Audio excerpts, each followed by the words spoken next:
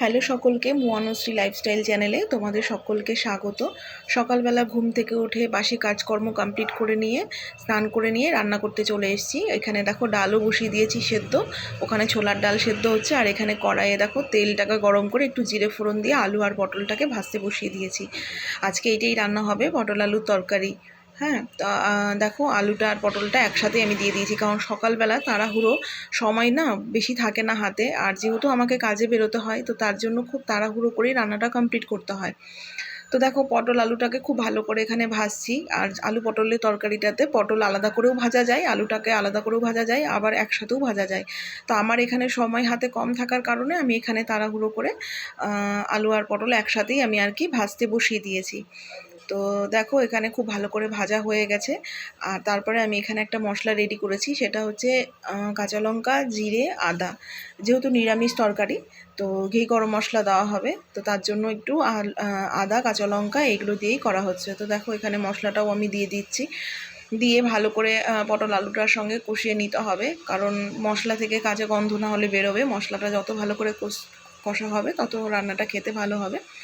তো দেখো তারপরে আর কি মশলাটা খুব ভালো করে কষে গেছে। এখানে আমি একটু পরিমাণ মতন জল দিয়ে দিয়েছি, তার কারণ পটল আলুটা ভাজতে ভাজতে অনেকটাই গলে গেছে। পটলটা তো এমনিই নরম একটা জিনিস, তো যাই হোক সেদ্ধ অলরেডি হয়েই গেছে, তো যার জন্য পরিমাণ মতন হালকা জল দিয়ে তারপরে দেখো তরকারিটা আমার হয়ে গেছে, জলটাও শুকিয়ে গেছে, তরকারিটা আমার হয়েও গেছে। তো এই পর্যায়ে আমি একটু ঘি আর গরম মশলা দিয়ে নামিয়ে দেবো। তো এইটা হচ্ছে আমার পটলের তরকারির ফাইনাল লুক। তোমরা দেখে জানিও কেমন হয়েছে।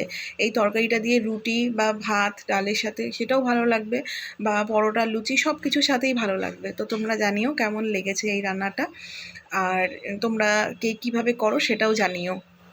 আর তারপরে দেখো আমি পার্লারে চলে এসেছিলাম, তার কারণ সন্ধ্যাবেলায় আমার একটা বুকিং ছিল। আর দেখো যথারীতি সন্ধ্যাবেলায় ও চলেও এসছে আর আমার কাছে, আর এইটা ছিল ওর লুক, আমি রেডি করছিলাম।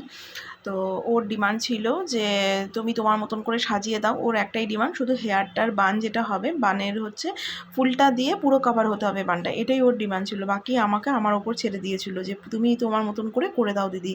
তো দেখো আমি আমার মতন করে করেছি, তোমরা দেখে জানিও কেমন হয়েছে লুকটা। আর এই দেখো ওর বানটা পুরো হেয়ার দিয়ে কভার করে দিয়েছি আমি, এইটাই ওর ডিমান্ড। তো দেখো তোমরা জানিও কেমন হয়েছে লুকটা। টাটা।